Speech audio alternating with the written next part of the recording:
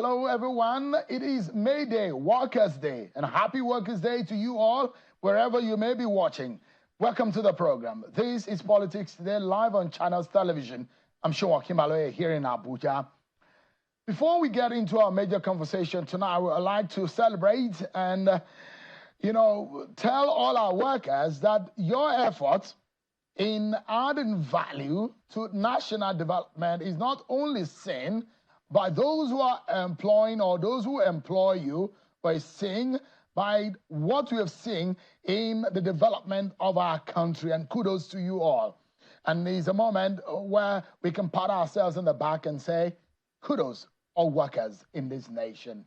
Let's get to talk about the Workers' Day today, everyone.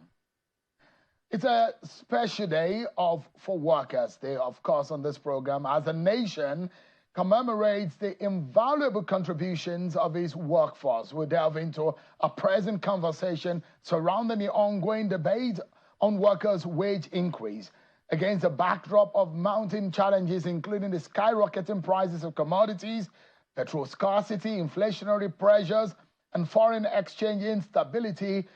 Well, promises of a better deal from the government for workers by what we're seeing that the workers are always agitating for. Well, 1 year after the assumption of office of this government, there's skepticism as workers question the tangible improvement to their standards of living. Tonight, we navigate through the complexities of these issues, exploring the intersecting factors shaping the livelihoods of millions of Nigerians and scrutinizing the efficacy of proposed solutions in fostering genuine prosperity for the nation's workforce. So, tonight, I'll be speaking with a federal lawmaker and a former NLC president who understand what it means to agitate for a living wage, a minimum wage. And of course, he's in Parliament. He also can give us an understanding. Mr. Oshiomhole will be talking to us tonight. And of course, we'll be speaking to one of ranking governors. We're ranking the second-term governors, those who have also heard the yearnings of workers. And one of the governors will be speaking to us tonight also on the program. Well, today at the event to mark the Workers' Day, the federal government says a minimum wage will take effect from today. The Vice President, Senator Kashim Shettima, was at the event, and the Minister of State for Labor was also speaking about the promises of a minimum wage. Take a listen to them.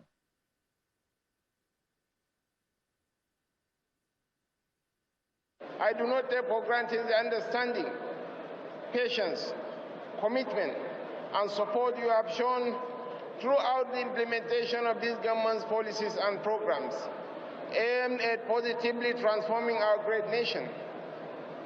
Your contributions and support have played a significant role in our efforts to rescue the economy since we came on board. Our allegiance and patriotism are the bedrock upon which our beloved country thrives. The success of our government's policies and programs hinges on the willingness of workers as the backbone of our workforce to embrace them wholeheartedly.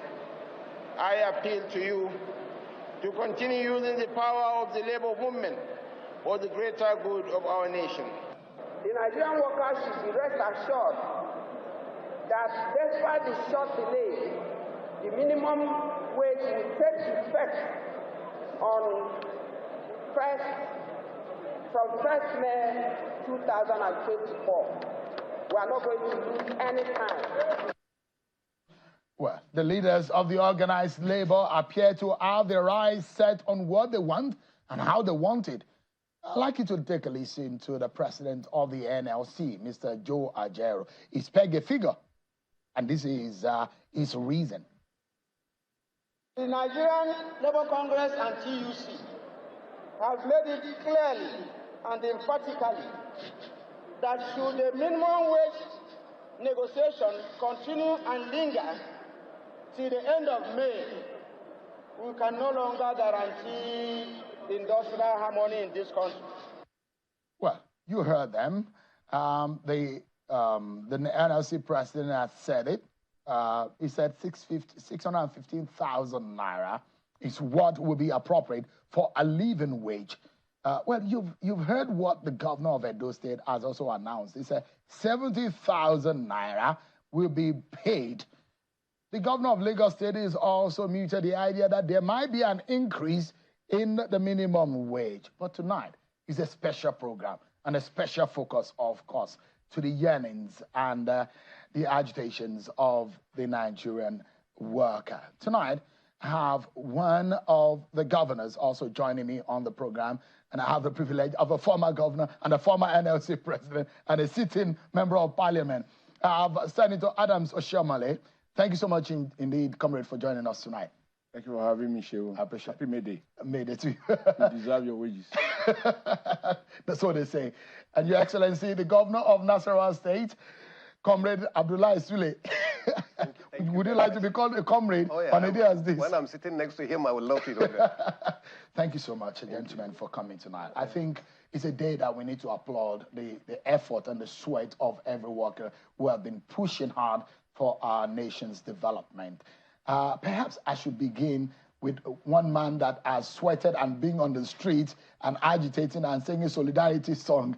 Comrade, what does it feel like to, on a day as this, when people are saying 70,000, 615,000, an average worker on a day as this? We know the inflation figures. We know what the economy is saying.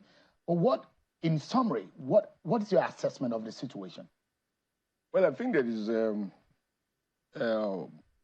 some unanimity between employers, including private employers, obviously federal government, and I believe state government, that the current legal minimum wage of 30,000 is a joke. And there is a recognition of the fact that the purchasing power of workers across board, including directors, permanent secretaries, not to talk of those who are on level 1, level 4, that purchasing power has dropped dramatically, radically. And you need to beef it up so that, as they say, let my take-home pay not only take me home, let it put food on the table for me, my wife, and my children. And even for those who no longer have dependent children, as pensioners, they do need to feed. And sometimes the kind of food they need is a bit more complicated. So everybody needs a pay rise. And in the market economy, it is a reality that as prices go up, there are even countries where wages are indexed to rate of inflation, so that you defend. So if you're not going to be better off, you shouldn't be worse off. So I think there's a shared commitment that wages should go up and go up radically as much as prices have skyrocketed. I think that is also something that workers we hear, not only for workers within the government sphere, but also workers in the private sector. But that's what I said. Yeah. All so, employers. Absolutely. Local government, state government, federal government, private sector employers in construction, in manufacturing, in services sector, all those who employ labor. Because at the end of the day, they are all charging, those in the private sector, they are all charging higher prices. So what you refer to as inflation is the fact that there is those who sell, retailers and what have you, they've all marked up their prices to cope with the reality. Whether they are producing, the cost of production seems to have gone up, and they have marked up sometimes much, much higher than the relative increase in the cost of production. And of course, government is making more money, even if the dollar earning has not changed. But the fact of devaluation means that between the time I left government, for example, in fact, between the time over the past 1 year, nominal income has increased and revenue accrued to government. And it's just fair that they take part of it to compensate, which is why I believe what the government has done before was to give as a kind of temporary relief. They awarded 35,000 naira across the board. And in my previous program here, I told you the logic of that is that if the minimum wage as of now is 30,000, and the government approved 35,000 across the board, what it means effectively is that the least worker should not earn less than 65,000. The old 30 plus 35,000 awarded. And of course, the statement by the government, for me, I found that very commendable to put everybody on notice, both government as employers, governments, and private players, that if you delay the negotiation, we are committed to May 1st. which means the earlier you get it done, the better. And because every employer, including federal, state, local government, private sector employers have been put on notice about the fact that minimum wage will take effect from 1st of May, people should begin to provide for it. It means today. So that now as we speak, it's on. Yeah. It's on. It means that it's going to be paid retroactively. Yes. That's what it means. That is allowable in law, yeah. Okay. I mean, you can pay arrears. I mean, the most popular arrear in Nigeria will forget people of my age is the one talking about Udoji arrears. Udoji. I mean, it's easily, one will remember the Udoji arrears easily when the government, it might sound confusing to many when the government said it will take effect from today, yet they've not agreed on the figures yet, but they say it will take effect from today. That means that they have some money that the federal government is owing them or government is owing them in lieu of the services they are being rendered. I think what it means is that government seek, and I believe rightly, to reassure workers that we are painstakingly looking at all the numbers. This might take a little more than the worker wants because the giver and the taker, one is more anxious than the other, right? Maybe the receiver wants it faster, and then the person paying may appear to want to do more calculations.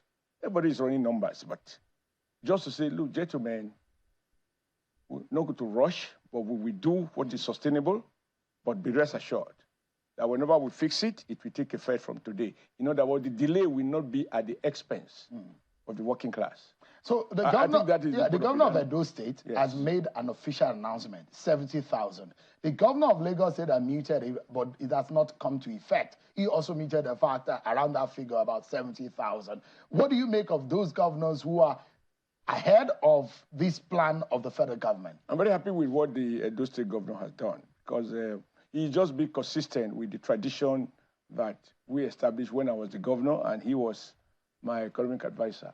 Namely that when governor says they can't afford 80,000 naira, and I said, let's put an end to this rhetorics.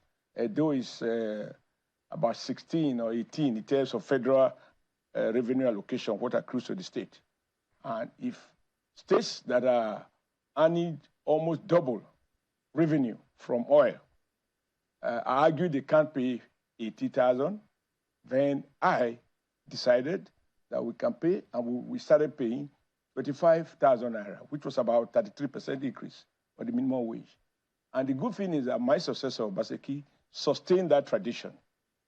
And before now, it's 40, while some states are still not even paying the old 30,000. So what he has done is not a new minimum wage, because not the one that is backed by law, okay? What he has done is in recognition of the current hardship to say, okay, I'm giving you this, but by the time the minimum wage is settled by law, and it's unlikely to be less than that figure, I believe he will do the needful. He will still implement it. Stop asking where will this thing come from. Say that again. I say stop asking where will the money come from. Because I want you laboring where the money comes.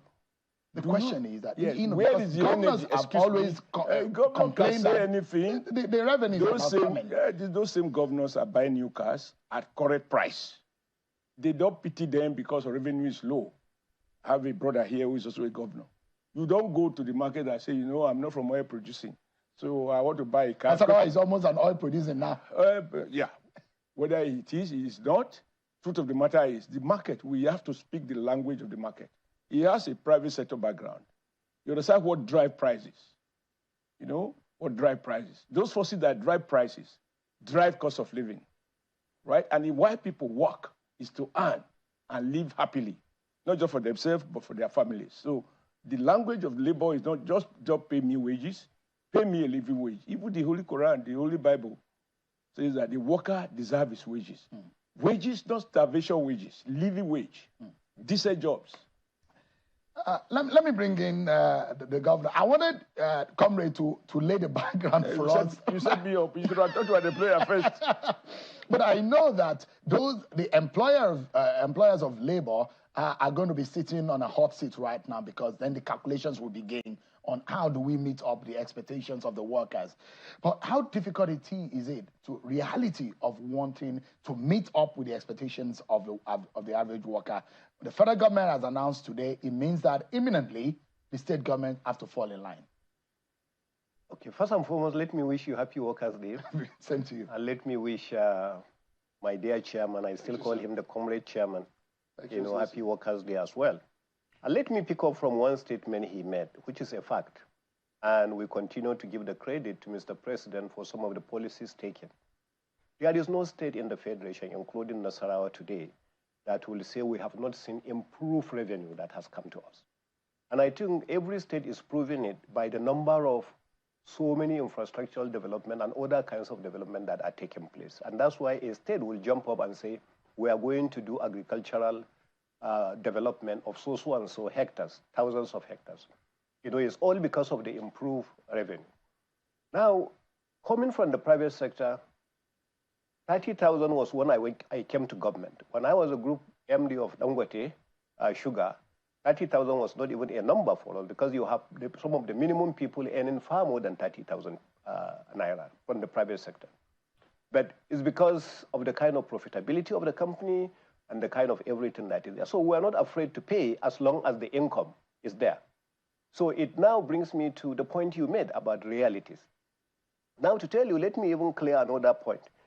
Nasarawa, he said Edo State is roughly about number 18 when it comes to federal allocation distribution. Nasarawa is usually about number 33. Out of 36? Out of 36. Before now? Up till now. Okay, when it comes to the federal allocation. But what has happened is that last month, because of the improved revenue, we didn't wait for federal government. We had paid all our medical workers hazard allowance. So we implemented hazard allowance when so many states actually have not been able to do that. So we have implemented that in order to calm the workers, down, because we are beginning to lose some of our medical staff, and that's the reason why we had to take a decision, and we took that decision. We have implemented promotions from even 2009, all the way to 2017, 2018 when I came in. It's not because we were having this, but we had improved IGR, and that's the reason why we took some of those decisions. Now, let me back up a statement he made, and based on the statement that I also made about the improved revenue. Do the Nigerian workers deserve more in view of the inflation and everything? Definitely yes. Can every state afford to pay a little more than what we are paying now? Definitely yes. Nasarawa is one of the states that we have since implemented the 30,000 minimum wage. So we have implemented that. So if we are going to pay more, we are more than willing to pay more. The reason why we didn't jump the gun to do anything, we were negotiating actually with our workers. So we said we were going to pay them this palliative for 6 months, which ended last month. And we say after the palliative, we'll discuss promotion. But then we came to say, okay, why discussing promotion? Why don't us wait and look at exactly what the federal government is going to say? So if the numbers that I see in the social media are correct, where the federal government is saying they are having an increase of 35%, 25%, whatever that number is, if it is correct, I don't think any state will have serious problem doing that, to be honest with you. And I definitely, Nasarawa State will not have a problem handling that. Because the inflation that it is at the moment, and based on that, I don't think anybody is having a serious problem to say that we are not interested. Yesterday, we had the meeting of the Northern governors in Kaduna, and one of the issues actually that came up, is about security. And when we talk about security, then we talk about the welfare of the people, poverty level that are there. Those are all the issues that we were discussing yesterday. Out of school children, what can we do more? This and that. And we took some of those decisions, discussing about the economy. So I don't think it's a debatable matter. It's just a matter of wait and see when this government actually, you have to understand also certain things that are happening in certain states. Lagos state government can afford to do certain things that nearly all the states in the federation cannot do. The IGR of Lagos alone, can take care of so many things that so many states cannot do. So it is to be able to do it, but it is able to understand that it's a responsibility, because he mentioned it, that if we are going to say, if I have a worker, it's my responsibility to find the money that I'm going to pay for him, whether it is coming from federation account, whether I'm taking a loan, whatever it is, because I have somebody to work for me, I must find a way to pay him. So, there are those who, and when Comrade Oshiomhole was in as a governor, there are those, I mean, there was the time that some governors fought with the federal government on the issues of the money that belongs to the federation and how that those monies can also be spent.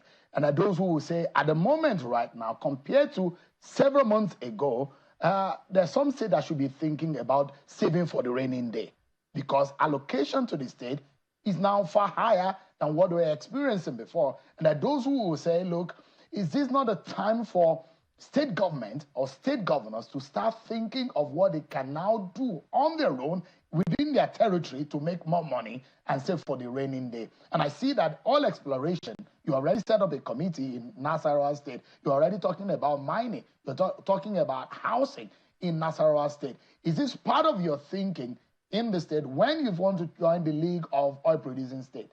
Is that your plan? It's not just about oil. I think, like you rightly mentioned, let me give you an example. We came in and met in 2019. The total IGR of the state was just about 7 billion for the whole year 2019, and that's what I inherited.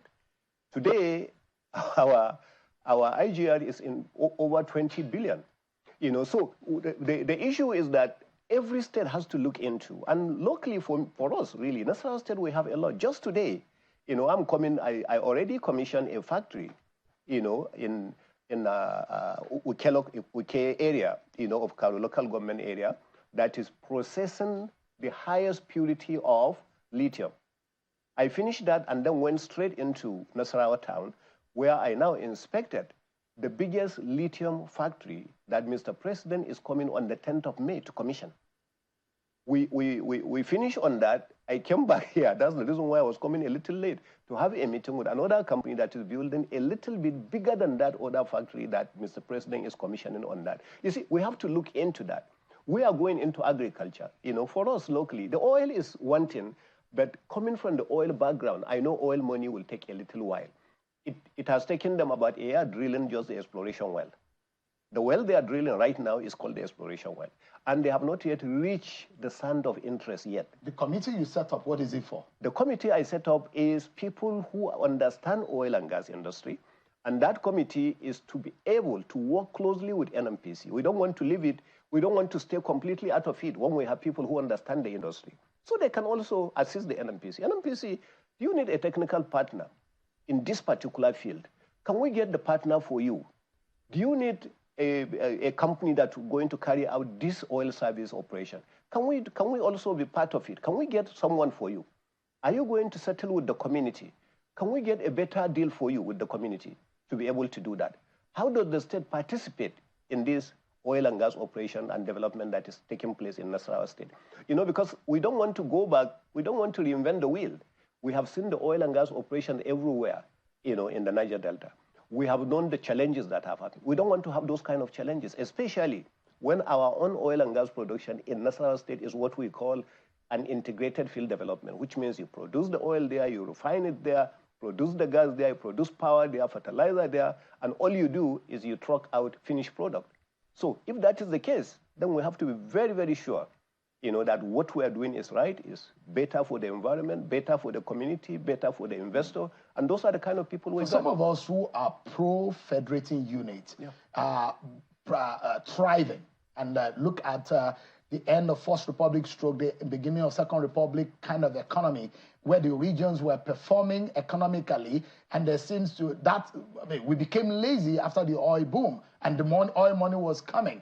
And that those who were, I mean, in a few years ago, we saw a lot of oil money coming into this country, and we lost sight as a nation of how much we needed to look inward. Our refineries were not working. I imagine that Niger State is thinking about agriculture, Kebbi is partnering with Lagos State, and now that you are thinking about lithium production, you're thinking about mining, you're thinking about petroleum. How soon can production of lithium come alive in Nasarawa State? It's already alive. Before I went to the company today, and the company is just, because if the president is coming in 10 days to commission it, we better be ready. So we can see lithium literally being produced. You can see 99% purity lithium right now. We have about 5 sites in Nasarawa State that have huge deposit of lithium. We have one site that the company has already drilled 40 meters deep. And the deposit is showing us we can go 80 meters deep before going to the site. So we are now taking lithium through the elevator from the 40 meters depth all the way to the surface. They are already taking lithium and separating it from nickel and then the other rare metals. And as a result of that, that's what, because you don't invite the president to tell him, oh, that's the company that is going to do lithium. The company better be operating. I came from the private sector. Every time Dangote was commissioning a cement plant, he was there. He came to so many of our commissioning. Oh, the plant better be working. You know, so the plant is working, it's producing cement, and that's exactly what we intend to do. So it's already producing. It means then that Nasarawa State, first and foremost, let me ask you, okay. And perhaps for the people of Nasarawa State, maybe they will get a breaking news from you tonight. Okay. What figure do you think might be appropriate for the Nasarawa people, Nasarawa workers? No, we Nasarawa people, as I told you, we were already negotiating when the federal government came in. We don't want to jump the gun. We're not Edo. I'm not rich like this guy, you know. So I'm not oil producing yet. So I have to be careful. You have the prospects. Yeah, we have the prospects, you know, and the state has all the prospects it needs, and we don't have also the big budget payroll that some of the states do, really. So that's why we can afford to do certain things, you know. So I don't want to jump the gun, but I will tell you, if federal government says this is it, I assure you, Nasarawa State will follow. The federal government has said it has to start now, and they've said 35% anyways. So from a comrade's calculation, it's just a little less than 70,000. No. 35% is not less than 70,000. No, Mr. Salmi, I said you don't understand negotiation. I'm very terrible at maths. Numbers, but you're good. You're good. You want to just cover something. Earlier in the year, last year, the federal government announced 35%. Sorry, it's 35,000 naira, not percent. Yes, 35,000 naira wage increase across the board. That for me meant that, given that the legal minimum wage was 30,000, the least worker having 35,000 added to his or her pay, nobody ought to go home with less than 65,000 naira. I get your calculation, which makes a lot of sense. That is as of that time. Now, the governor was alluded to the fact that the government said this was for a palliative for 6 months, which probably has ended. But the hardship has not ended. So what you do to withdraw the palliative, which was meant to cure certain level of pain, the pain is still there. I'm not sure how it's going to work out. But my takeaway from what the governor is saying is, and your question, first, I think the federal government has acted responsibly as an employer of labor. Without prejudice to the outcome of the ongoing negotiations, I offer this relief. But prayerfully, when the negotiations are concluded, effective from 1st of January, usually when you jack up the bottom, you have to redistribute across board. Otherwise, you create crisis within the salary structure. So I expect that this is just, look, okay, hang on to this while negotiation continues. The federal government has not announced 45% increase in minimum wage. No. Across the board and various sectors. Some 35, some 25. The details I do not have them yet. But I think what for me is significant is that government says, effective from this month, whatever we agree, we take effect from January. Essentially, the governor of Nasarawa is saying, whatever the federal government agree, he believes Nasarawa will pay. The only appeal I would make to him is that those negotiations should lead to a temporary outcome without prejudice. Because the national wage is something that in an ideal society, and in fact, not in an ideal society, when minimum wage was introduced, it wasn't meant to be paid by formal sector. It's something that is meant to address those sweatshops where people don't have negotiating power, and so the law has to protect them. A major employer of labor, like state, local government, and federal, should actually be paid the legal minimum wage. They should pay much more, which was why when I was president of NLC, I think we did have a minimum wage then by law of 5,000, but we insisted, for example, when we measured Lagos, that Lagos should pay 7,500, and federal government should pay 7,500, which meant 50% over and above the legal minimum wage. So it is not even right for a major employer, however organized, former organized sector, to pay the minimum wage, just a subsistence wage. Comrade, an employer should pay much more than that. Comrade, although the federal government today announced an increase between 25 and 35% increase. The NLC president has disagreed. He said that is going to be mischievous, according to Mr. Joe Ajaero. And Mr. Joe Ajaero, as an NLC president, is suggesting 615,000 naira as what he says should be the living wage. And he gave a reason, and these are the reasons. He broke it down. He said, this is how they arrived at the figure. We have housing and accommodation of 40,000 naira. Electricity of 20,000 naira. That was their calculation before the increase of the tariff. He says that they're looking at about utility of 10,000 naira, kerosene and gas about 25,000 to 35,000 naira. They are looking at food for a family of 6, that is about 9,000 in a day. For 30 days, that's about 270,000 naira. Looking at medicals for 50,000 naira. Clothing, they're looking at 20,000. Education, 50,000. And they are also looking at sanitation for 10,000 naira, bringing it, their calculation to 615,000 naira. From your own point of view, what do you make of that figure? Well, I think NSC has done the right thing by trying to make a proposal and make an attempt to justify their proposal. The operative word, that is the demand. I believe the employers will also look at certain variables and make a counter responsible and reasonable offer. And along the line, agreement will be reached. It won't be fair for me to sit here and attempt to prejudice the process by measuring a figure, because the parties to the discussion, which include the organized private sector, the state and local government, and the federal government, it is up to them to generate counter numbers and to rationalize whatever they are proposing. Now, I'm not sure of, because of the, I'm not sure what details my brother Ajaero has. I don't think what federal government has done, I think it's like, look, the pain is here already. While we are negotiating, I'm giving you 25%. It is not as alternative, nor does it prejudice the right of the federal government or of the unions to say, yes, we take this one, but it's not enough. And so we are pursuing, while we are waiting for the minimum wage finally, which we take effect from today, or which has taken effect from today, you already have this 25%, because the pain is here. It is not realistic to wait.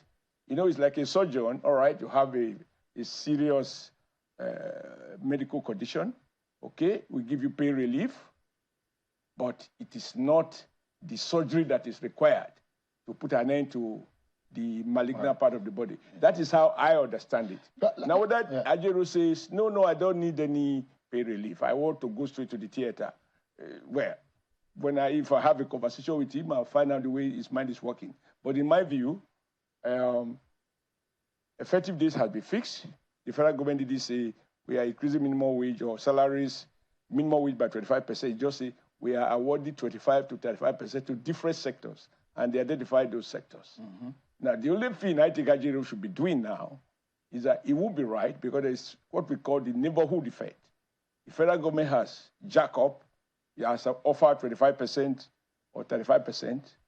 Let other employers take a cue and begin to adjust, so that when the minimum wage comes, we don't have to increase it by many percentages. So that is how I understand it. And you are wearing a lot of caps now. As a lawmaker, a former labor leader, a former governor, what former again should I add to your name? No, I'm just coming. Let me bring in Governor Sule here. I know you and your colleagues in the other 35 states, we now have to sit at NEC meeting to also rationalize whatever the tripartite committees will now arrive at, because largely not only the federal government will be involved in this payment. I imagine that the state government also have, in fact, maybe a larger pool of workers to pay. 615,000 naira. If that is the agreed figure, would you be able to pay it in Nasarawa? let me even correct the one portion that you mentioned. You say the governors will have to sit. In fact, the governors are going to sit in the next 25 minutes. Yeah, that's what I'll release you. Yeah. I'll release you from the studio earlier. So the governors are going to sit in the next 25 minutes at 8 o'clock. And these are some of the issues that definitely will be discussed. Mm-hmm. You know, now whether he said something again, you know, I'm happy really putting me together with him because he's able to defend both sides, you know, on the other side, you know, and because he's from both sides, you know, and he said it has... representing workers. And today he's wearing a cap. Not several caps. Yeah, but we'll invite him as a consultant. You see, the bottom line really is that if you look at it, he said what is realistic and what is reasonable. You know, it doesn't make any sense if you say your total income in the state is going to be 2 billion naira, and then now your total package that you are going to be paying every month is going to be 2.5 billion naira every month. Okay? So when you say that, what is going to happen is technically that state is going to be insolvent. It's going to go broke. No doubt about it. You know, and I think that's the decision. When the removal of subsidy was done, that was the reason that Mr. President decided, you know, to say it's going to be painful, but this is the decision that has to be taken before we go bankrupt. You know, just like he repeated it himself, you know, in the Middle East. So I think it has to be something that we can afford, something that is realistic, and the rest of that. You know, even if he says, okay, he calculated 615,000. Why don't you put a little more for savings? You know, make it 700,000, make it 800,000. But is that realistic? Can the states afford to pay? In fact, can the federal government itself afford to pay? You know, so I think as a labor leader, he has done the right thing by at least making an offer and justifying the offer. So it is now up to the other employers, you know, to say, no, this is our own offer and this is our justification. And I think that's the way to go. So there are those who will say what will be a lasting solution is if the lives of people are made better by provision of infrastructure, making if the economy looks better. And if you ask the federal government, they will say, oh, we're working to make that better. We're working on the FX windows, we're working on infrastructure, we're working on FDI and working on all of those. Yeah. But the bigger picture here is the lives and the livelihoods of the average person. And when you had that meeting with the northern governors, yourself and your colleagues, security is also very critical. And I take cognizance of the fact that you need to leave soon. The issue of security, that those who say they do not agree about with state policing option, which is also very critical to economic development in the nation. What did you and your colleagues agree on? And as a way to go on the state police or policing option for Nigeria or for the region? Okay, we didn't agree generally as a team, but there are so many governors who have said state police is the right thing to go, and there are a few other governors who said, no, we don't think it is the right thing to go because we are not ready. We don't think we can really afford it. We don't think we can control it. So there are governors who have given reasons why they don't like it, and there are so many governors who have given reasons why they like it. But you mentioned one thing that I don't want it to leave, which is the reason why, in fact, I was coming in the first place before May Day came in, you know, about our own, you know, summit, economic summit that we are having. You see, that's the essence of us having this summit. Every state must look inwards. How do we generate more revenue? How can we take care of our own liabilities, you know, without always running back to either getting a loan or to the center? So what do we do that? So we decided, you know, in the year 2022, we had our first summit. It is that first summit that has given birth to so many of these industries that we are just commissioning, starting like the one we commissioned today. You know, another one we commissioned about 3 months ago, another one. So it is what gave birth to that. So we want to build on that. By building on that, you have an opportunity now to have more revenue for the state, more income for the state, and most of the workers will become more independent. I'm trying to find workers really who will shun public service and say, hey, we are going to work for so and so private companies because they pay better. They take care of us better, this and that. That's the idea, you know, because most of the Is that the legacy you want to leave as a governor of industrialization? For me, that's the legacy. In fact, that's the theme of this industrial renaissance of this particular summit. You want Nasarawa to have a new name, just like you have Lagos and Lagos, Ogun, and Oyo State. Those governors are competing. Which of the states have the most companies and industries, and which is a very good thing. That competition is very, very critical. Correct. That is what you are aiming at. That's exactly what I'm aiming at. So in the Northern Basin, it will be a case of looking at Nasarawa as the place to go to in terms of housing, in terms of industrialization. On the final note, Governor, if you look at all of this bottom line, the poverty index is very critical because there are those who are not also captured in the working population of a state. And those sometimes are not also thought about. And those are sometimes the ones who invariably add to the security liability of the state. How are you taking care of those? We're taking care of those through education. We're taking care of those through, let me give you the example of farmers. Most of the farmers in Nasarawa State, we give them fertilizer twice a year. The one for dry season farming and then the one for wet season farming. We support them in that area. We support them in the area of health. We support them in the area of education. We have been promoting vocational and technical education. And the reason why we keep pushing for that is because we want people to be independent. You know, we want people to be able to acquire skills. You know, even if somebody has a degree, I don't want to call any course so I don't get in trouble. You know, somebody has a particular degree in a certain discipline that is very difficult for the person to get a job. We say, come in. We build centers where you can come in and acquire a skill. Is it electrical installation, fitter machinists, motor mechanics, welding, fabrication, electrical installation, you know, whatever it is. We give you training there, and in most cases, we give them with a package, you know, when they finish. That is their startup package. And people begin from there, they now become employers. We have now gone back to the universities. We have done the one of the Nasarawa State University, where we give them the skill in areas of irrigation, in areas of poultry, in other areas. Some of them, actually, that finish, we gave them #1 million each to go and set up a small business. There are some of them who said they are never going to work for anybody, giving them 25,000. You need to capture these testimonials in a video so that the people can see the evidence of what you say you have done. These are in the videos. These are in the videos because, yes. Can I? Please go ahead, sir. Yeah. Your Excellency, I'm happy you raised this issue. For me, the problem we have today with regard to insecurity is also a manifestation of the level of the young and not so young people who are illiterate. Even where they are literate, they don't have the appropriate skill. And so they are socially excluded. And so we can look for all kinds of jargon to explain or to categorize banditry, insurgency, whatever. I think that going forward, for Nigeria to be stable, we must go along the line that the Excellency was talking about. We must invest and encourage investors to invest in production, in the manufacturing sector. That is where the jobs are going to come from. Mm-hmm. For example, what took me to Kaduna was not to be employed by Kaduna State government. Exactly. Someone told me that there are a lot of textile factories in Kaduna. If I go, regardless of my height, I will get a job. And I did find one. And I ended up organizing and becoming a union leader, and I was elected by people from the north that, across the Middle Belt, they were all working in one textile company or the other.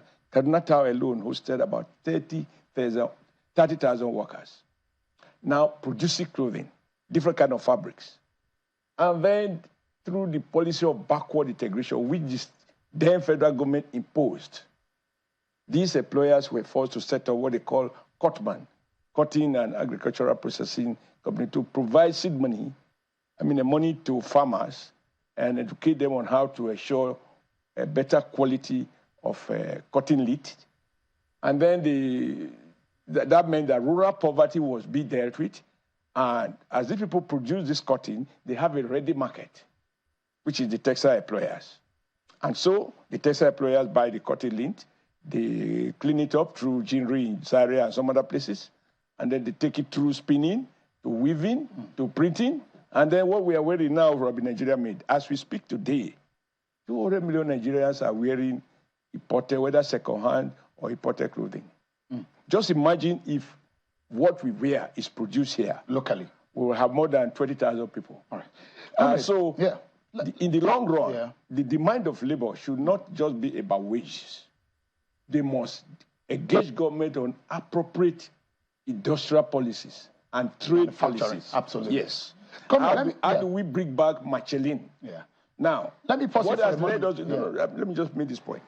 Why I talk about policy, I believe more in policy. But if you don't have the policy right, the outcome will be a given. Have we asked ourselves, how did we allow a situation where Michelin voted with his feet out of Nigeria? But Dunlop did the same, but Nigeria import all the tires that are on the road. Somebody should say, and it should start with this government. If other government has failed, this one will say, if you want to export tires to Nigeria, we give you X number of months or a year maximum. Locate here. We must not be afraid to make the point that we need a level of protection of Nigeria industries. You can't be part of a world trade where you are not trading.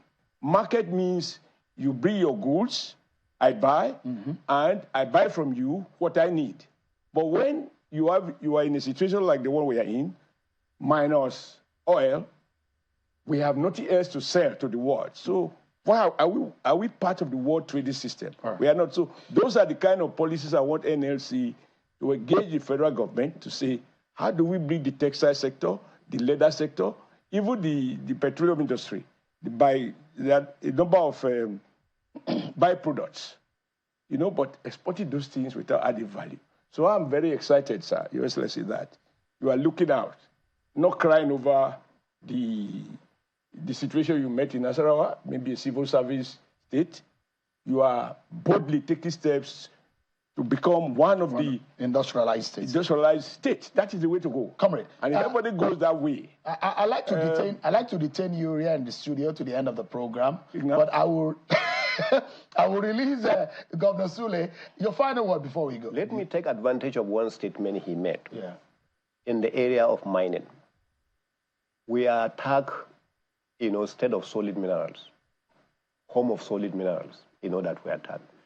On assuming as a governor, the first ministry I visited was actually Ministry of Solid Minerals. When I went there, I discovered that 416 licenses were given. Yet, the state had no records of any of these companies mining and processing anything in the state. Therefore, we did exactly what he said the federal government should do. We now said, we have no control over issuing of license, but any state, any company that is coming with a license from the federal government to mine, you must also process in Nasarawa state. That was the executive order. That's exactly what has given birth, that to happen. What has forced by most of these companies that are doing. That's the policy we have now, and that is what is happening. So you are invited on the 15th and 16th of May, coming to our economic summit. I'm inviting him. In fact, I'm giving him a spot in the deal room, so that because we have a deal room there, so we can. Thank you so much. Thank you very much. Governor of Nasarawa State, and I wish you the very best. Thank you, sir. Hopefully, the people of Nasarawa State will have the benefit of all of this. Let me allow you to run for your meeting. Thank you so much indeed. Thank you. I will detain and retain Comrade Adams Oshiomhole in the studio. And we're going to break, everyone. We'll be right back. Comrade Adams Oshiomhole is still with us right in the studio, everyone.